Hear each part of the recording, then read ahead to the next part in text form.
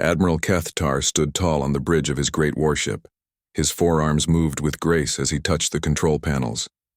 The ship was beautiful, made of crystal that shined like stars. It was called the Eternal Dominion, and it was the most powerful ship in the Zephyrian Empire. Around him, other crystal ships moved through space in perfect lines. They looked like a dance of deadly beauty. For 3,000 years, the Zephyrians had ruled the galaxy. Their ships were fast and strong. Their weapons could destroy planets from far away. Most importantly, they knew how to fight wars the right way. Every battle was planned like a math problem. Every move was calculated. Every shot was aimed with perfect timing. Kethtar looked at the reports on his screen. Another world had joined their empire today. The people there had seen the Zephyrian fleet arrive and had given up without a fight. This happened often now. Most species in the galaxy knew it was better to surrender than to face the crystal ships in battle. Far away, on a space station called Nexus Prime, important beings from 12 different worlds came together. This was the Galactic Council, where the most powerful species made decisions about the galaxy. The station was huge and round, spinning slowly in empty space. Ships from many worlds docked at its ports. In the main meeting room, Ambassador Rixtal clicked his mandibles together. He was from the Hive Collective, a species that looked like giant insects. His black eyes reflected the lights in the room as he spoke. "We have a new problem," he said. "There is a species from a system called Sol. They call themselves humans." General Vosek, a large reptile with green scales, hissed softly. He represented the Saurian Confederacy, one of the oldest military powers in the galaxy. "I have read their files," he said. "These humans only learned to travel between stars 50 years ago. Before that, they were stuck on one small planet." The other council members listened carefully. There was Commander Zeel Oth from the Machine Collective, whose metal body gleamed under the lights. Next to him sat Priestess Velara from the Ethereal Union, her blue skin glowing softly. Each of these beings represented billions of their kind across the galaxy. "What makes these humans special?" asked Emperor Zarthul. His crystalline form was beautiful and terrible at the same time. Light passed through his body in strange patterns. "Why are we even talking about them?" Rixtal brought up a holographic display. It showed images of human ships and weapons. The council members looked at them with amusement. The human ships were ugly and simple. They were made of metal and looked rough compared to the elegant vessels of the great empires. "Look at their weapons," laughed General Vosek. "They still use bullets and explosives. Their ships have no energy shields. Their soldiers wear simple armor and carry basic guns. This is what worried you?" The images showed human soldiers in combat. They moved differently than other species warriors. Where alien soldiers fought with careful planning and perfect formations, humans seemed wild and unpredictable. They shouted as they fought. They helped wounded friends even when it put them in danger. They never seemed to give up even when losing. "Their tactics make no sense," said Commander Zeel Oth. His mechanical voice was cold and logical. "Our war computers have studied their battles. They take unnecessary risks. They waste resources. They fight with emotion instead of logic." Ambassador Rixtal nodded. "That is exactly why they are dangerous. Our military academies have studied war for 10,000 years. We have made it into a science. We know the best ways to attack and defend. We use mathematics to predict every outcome. But these humans..." He paused, his insect eyes clicking. "They do not follow any rules we understand." Priestess Velara spoke in her soft, musical voice. "Perhaps that is why they interest me. In all my years, I have seen species rise and fall. The ones who last are always predictable. They follow patterns they can be understood, but humans seem different. Different does not mean dangerous," said Emperor Zarthul. "Our fleets are vast. Our technology is advanced. Our soldiers are trained and disciplined. What can these primitive beings do against the combined might of our empires?" The council looked again at the human military files. Their ships were slower than alien vessels. Their weapons had shorter range. Their technology was centuries behind. By every measurement that mattered, humans should be easy to defeat. General Vosek brought up tactical displays. Our standard orbital bombardment strategy will work perfectly against them. We destroy their military bases from space. We cut off their supply lines. We force them to surrender. The whole campaign should take no more than 6 months. I agree, said Commander Zelith. My war computers give humans a 0.3% chance of victory against even our smallest battle fleets. They simply lack the resources and technology to pose a real threat. The other council members made sounds of agreement. Some laughed at the idea that humans could challenge their ancient military might. These aliens had fought wars across the galaxy for thousands of years. They had perfected the art of conquest. They knew exactly how civilized species fought wars. Then it is decided, announced Emperor Zarthul. We will send a small fleet to human space. We will demand their surrender. When they refuse, as primitives always do, we will demonstrate our power. After a few of their ships are destroyed, they will see reason and join our empire. The council voted. Every member agreed. Humans would be given one chance to surrender, peacefully. If they refused, the alien fleets would show them why resistance was pointless. It would be a quick war, over almost before it began. As the meeting ended, the alien leaders felt confident and pleased.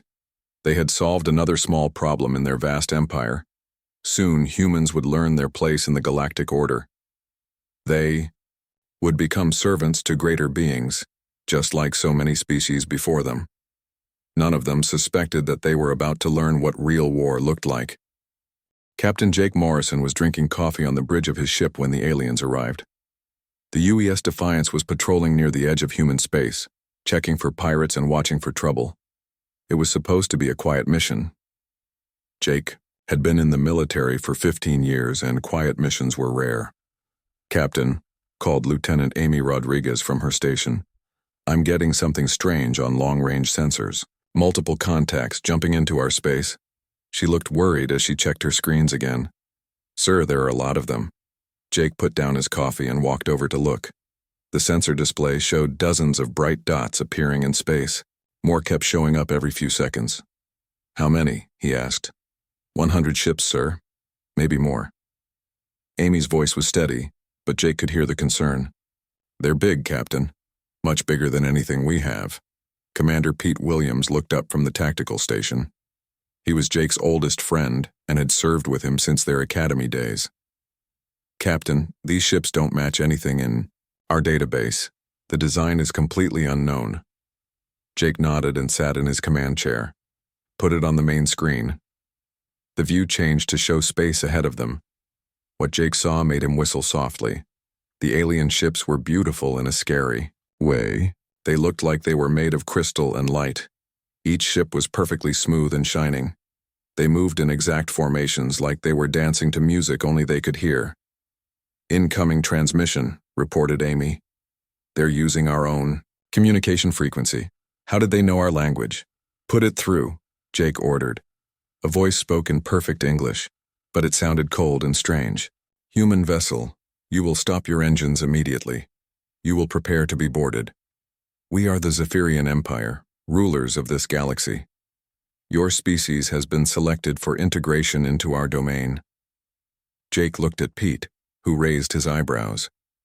Integration? Pete whispered. The alien voice continued. Resistance is pointless.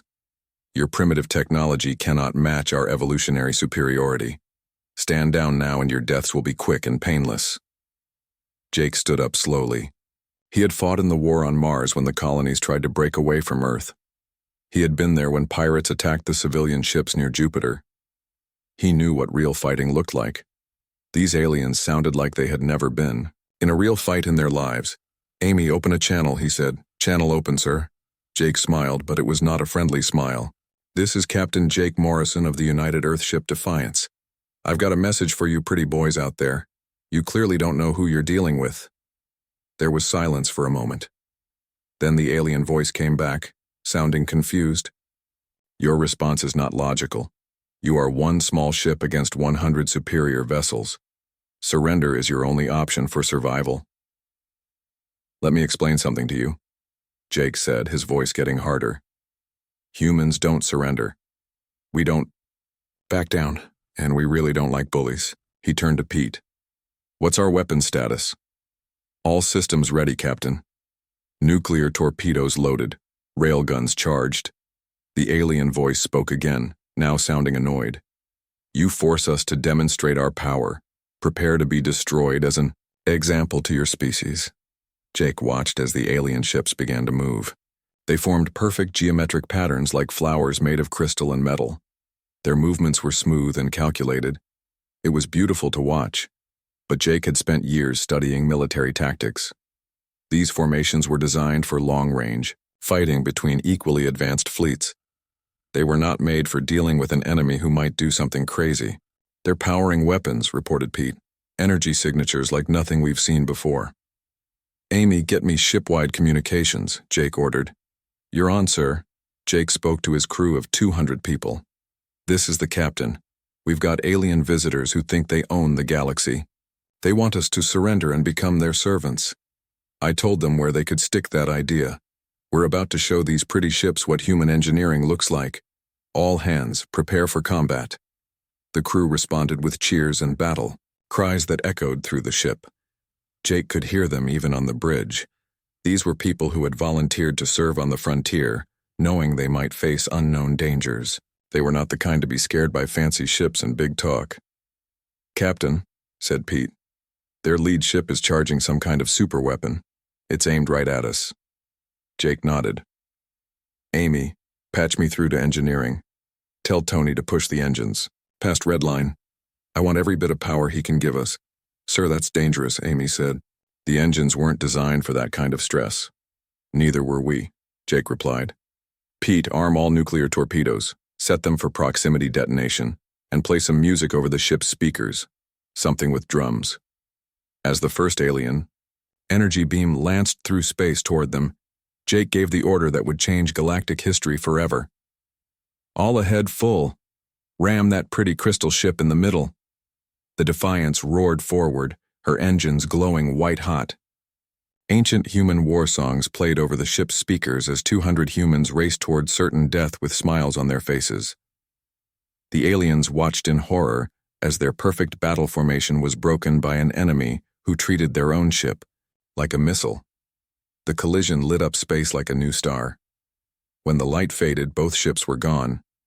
But the message was clear to every alien in the fleet. They were not fighting a normal enemy. They were fighting humans. The news spread through the galaxy like fire through dry grass. A single human ship had destroyed the pride of the Zephyrian fleet. Admiral Kethtar was dead, along with his entire command crew. The crystal ship that had been considered unsinkable now floated in pieces through space. Emperor Zarthul stood in his crystal palace, his forearms shaking with rage. The beautiful walls around him pulsed with angry red light. Explain to me, he said to his military advisors, how a primitive, metal ship destroyed our most advanced battlecruiser. General Yextal, the new fleet commander, looked at his reports with confusion. My Emperor, we have studied the battle recordings many times. The human ship's captain simply flew directly into our vessel at maximum speed. Our energy shields were not designed to stop such an attack. Because no civilized species would waste an entire ship to destroy one enemy vessel, snapped the Emperor. It makes no logical sense. The cost is too high. That is exactly the problem, my lord, said Science Advisor Melthus. Humans do not calculate cost the same way we do. Our intelligence reports from their home system are disturbing. The advisor activated a holographic display. Images of human soldiers appeared in the air. These humans were fighting on different worlds across their space. What the aliens saw made them feel sick. Look at this footage from their war on Mars, Felthus said. This human soldier has lost his right arm, but he continues fighting with his left hand. He does not retreat for medical help. He keeps shooting until he dies. More images appeared. Human pilots crashing their damaged fighters into enemy positions. Human soldiers running into enemy fire to save wounded friends. Human civilians fighting with kitchen knives when their cities were attacked. Here, continued the advisor, we see human females and their young defending their homes. They have no military training, but they fight as hard as any warrior. They set traps. They use explosives. They never surrender, even when capture would save their lives. Emperor Zarthul studied the images carefully. In 3,000 years of ruling the galaxy, he had never seen anything like this. When his fleets arrived at enemy worlds, the defenders usually tried to negotiate. They would offer tribute or ask for mercy. They would fight only long enough to get better surrender terms. But humans fought as if death was just another weapon to use against their enemies. On Earth, General Lisa Parker stood before a room full of military officers in the Pentagon. The meeting room was deep underground, protected by thick walls and energy shields. Maps of the galaxy covered the walls, showing human colonies and known alien territories. Ladies and gentlemen, she began, we have confirmation that our first contact with alien life did not go well. Captain Morrison and his crew destroyed an enemy ship, but we lost the Defiance in the process. However, their sacrifice gave us valuable intelligence. Colonel Steve Adams, head of military intelligence, stood up. General, our deep space monitors recorded the entire battle. The alien ships are more advanced than ours, but they fight like they're playing a chess game. Everything is planned and predictable. What do you mean? Asked Admiral Frank Cole from the Space Navy. Steve activated a display showing the alien battle formation. Look at how they arranged their ships. Perfect. Geometric patterns. Maximum firepower efficiency. Optimal shield overlap. It's beautiful, but it's also rigid. When Captain Morrison broke their formation with his ramming attack, they didn't know how to respond. General Parker nodded. That tells us something important about our enemy. They've made war into a science. They follow rules and patterns. They expect their opponents to do the same. But we don't fight that way, said Colonel Mary Watson from the Marine Corps. We adapt, we improvise, we use whatever works, even if it's crazy. Exactly, said Parker. These aliens have been winning wars for thousands of years because everyone else fights like they do. But humans never learned to fight properly. We fight to win, no matter what it costs. Major John Baker from the Army Rangers laughed grimly. Ma'am, I've read the intelligence reports on their military academies. They teach something called optimal resource preservation. They try to win battles while losing as few ships and soldiers as possible. That's smart, said Admiral Cole. No, sir, it's weakness, Baker replied. When you're not willing to risk everything, you can't win everything. These aliens are afraid to die. That makes them predictable. General Parker looked around the room, at her officers. These men and women had trained their whole lives for war. They understood that sometimes victory required sacrifice. They knew that the willingness to die for something greater than yourself was what separated warriors from mere soldiers. Our psychological warfare team has been monitoring alien communications, she continued. They're calling us the irrational species and the Death Seekers. They can't understand why our people fight harder when they're losing instead of surrendering. Because they've never met anyone like us, said Steve Adams. Every species in their galaxy learned to be civilized. They learned to calculate losses and minimize risks. They forgot that war isn't just about math and technology. It's about will. Parker finished. It's about the determination to keep fighting when everyone says you should quit. It's about being willing to sacrifice everything for what you believe. In the room was quiet for a moment. Outside, they could hear the sounds of Earth cities going about their normal business. Billions of humans worked and played and lived their lives, not knowing that aliens wanted to make them slaves.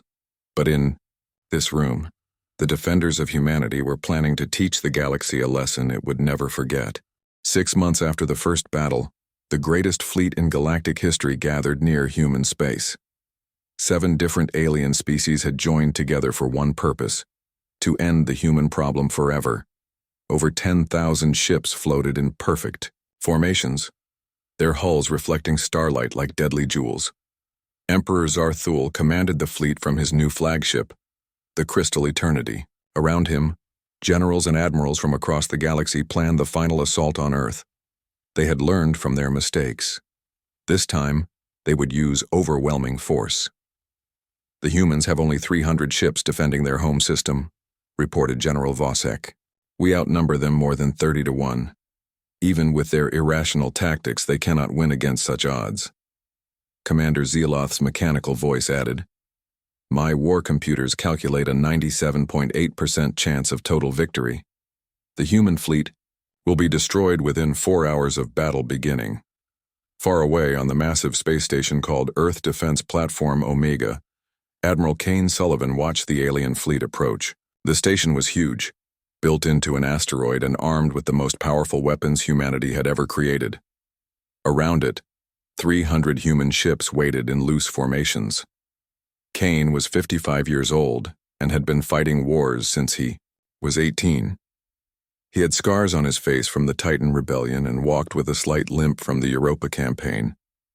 He knew they were outnumbered, but he also knew something the aliens did not understand. "Ma'am," called Communications Officer Beth Hayes, "the alien fleet is sending another surrender demand." Kane looked around his command center. 200 officers and crew members worked at their stations, preparing for the battle of their lives. These people had volunteered to defend Earth, knowing they would probably die today. In their eyes, Kane saw the same fierce determination that had driven humans across oceans and into space. "Put them through," he ordered. The alien voice was cold and confident. "Human fleet, this is your final warning. You are vastly outnumbered and outgunned. Surrender now and your planet will be spared. Continue to resist and Earth will be turned to ash." Kane smiled grimly. "This is Admiral Kane Sullivan, commanding Earth Defense. I have a message for your entire fleet. Humans don't surrender. We don't back down, and you're about to learn why we're the only species that puts warnings on our weapons instead of boasts about how pretty they look." He closed the channel and turned to his tactical officer. "Signal all ships. Execute Plan Ragnarok." The battle began with the aliens firing from long range. Brilliant beams of energy crossed space, destroying several human ships in the first few minutes. The alien commanders watched with satisfaction as their perfect strategy unfolded. But then something strange happened. Instead of retreating or trying to match the aliens' long-range firepower, the human ships charged forward. They flew straight into the energy beams, taking terrible damage but never stopping. "What are they doing?" asked Emperor Zarthul as he watched human ships break apart under alien fire. "They're committing suicide." "No," said General Yextal, his voice filled with horror. "They're using their destroyed ships as cover for the ones behind them." The aliens watched in disbelief as damaged human vessels deliberately exploded in front of the alien fleet, creating clouds of debris and radiation. Other human ships used this cover to get closer, firing missiles and railgun rounds at point-blank range. The UES Vengeance, badly damaged and leaking air, rammed into a Saurian battlecruiser. The UES Liberty, with half her crew dead, crashed into a Hive Collective mothership. One by one, human ships turned themselves into weapons. "This is impossible," whispered Commander Zeloth. "They're destroying themselves to hurt us. My computers cannot process this logic." But the real horror began when alien boarding parties managed to get onto human ships. The Zephyrians expected to find frightened survivors ready to surrender. Instead, they found corridors filled with traps and humans who had turned everything into weapons. In the engineering section of the UES Defiant, Chief Engineer Tony Martinez had rigged the reactor to explode if aliens tried to take the ship. When reptilian soldiers broke through the blast doors, they found him sitting calmly next to a dead man's switch. "Welcome aboard," Tony said with a smile. "Hope you brought sunscreen." He released the switch. On the UES Courage, the medical staff had turned the sickbay into a fortress. Dr. Susan Clark used surgical tools to fight alien boarders, while her nurses threw medical supplies that had been turned into explosives. When the aliens finally overran their position, they found messages scrawled on the walls: "Earth remembers and humanity never dies." The most shocking moment came when Captain Ryan Davis of the UES Thunder realized his ship was about to be captured. Instead of surrendering, he ordered his crew to abandon ship. Then he flew the massive battleship directly into the alien command formation, taking out 5 enemy vessels in one suicidal attack. As the battle raged on, the aliens began to understand something terrible. They had come to fight a war, but humans had turned the entire battle into a form of psychological warfare. Every human death was designed to terrify and demoralize the enemy. After 18 hours of fighting, the alien fleet was in full retreat. They had lost 7,000 ships and millions of crew members. But more importantly, they had lost their confidence. The survivors spread across the galaxy with stories of humans who laughed as they died and turned their own bodies into weapons. The Battle of Earth was over, but the real war had just begun. 6 months after the Battle of Earth, the Galactic Council met again on Nexus Prime. The meeting room felt different now. The walls seemed darker, and the air carried a tension that had never existed before. The representatives who had once spoken confidently about human inferiority now whispered among themselves like frightened children. Ambassador Patricia Lee sat at the large table wearing the uniform of the Terran Federation.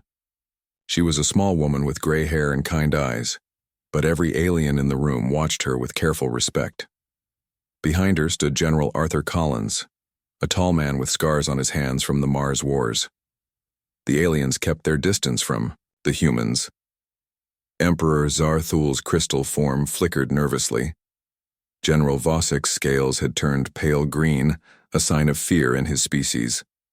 Even Commander Zealoth's mechanical parts made quiet clicking sounds as his internal systems struggled to process what humans had done to the galaxy. The terms are simple, Patricia said in a calm voice. Humanity will establish colonies in 37 systems of our choosing. We will build cities, farms, and research stations wherever we want. In exchange, we will provide military consultation to any council member who requests it. Ambassador Rixtal clicked his mandibles nervously. Military consultation? What do you mean? General Collins stepped forward. We mean we'll teach you how to fight real wars. For 3,000 years, you've been playing games with pretty ships and careful strategies. You've forgotten what war actually is. We know war, protested General Vosek, but his voice was weak. Collins laughed, but it was not a pleasant sound. No, you know battles. You know how to move ships around and calculate firepower. But war? War is chaos. War is being willing to break every rule when your survival is at stake. War is about making your enemy too scared to fight you again. Priestess Valara spoke in her musical voice, but even she sounded frightened. Your people fought like they wanted to die. Our soldiers have never seen anything like it.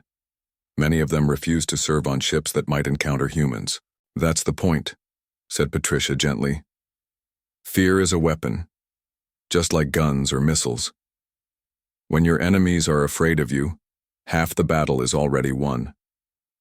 Emperor Zarthul leaned forward, his crystal form casting strange shadows.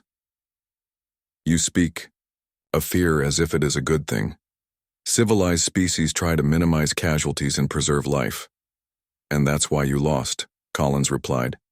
You fight wars like you're trying to preserve museum pieces. You worry more about keeping your ships pretty than about winning. Meanwhile, humans turn everything into a weapon. Our ships, our bodies, even our deaths. The room was quiet for a long moment. Then Commander Zealoth spoke in his mechanical voice. Our war computers have been analyzing human tactics for months. They cannot find logical patterns. Every battle is different. Every strategy changes. How do you plan without predictable methods? Patricia smiled.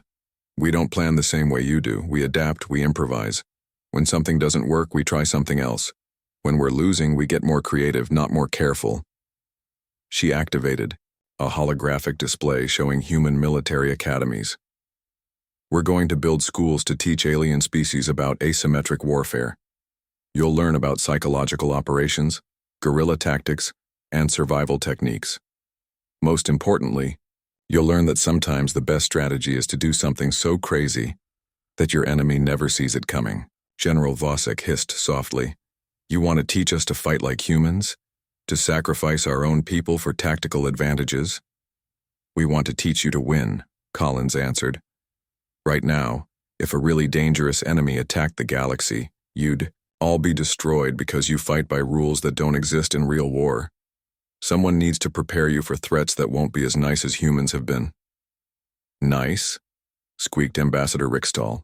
"You call destroying 7,000 ships and killing millions of soldiers nice?" Patricia's expression became serious. "We could have destroyed every ship in your fleet. We could have chased the survivors back to their homeworlds and burned their cities. Instead, we let you retreat. We negotiated instead of conquering. Yes, that was nice by human standards." The aliens looked at each other with growing fear. They were beginning to understand that the Battle of Earth had not been humanity at its most vicious.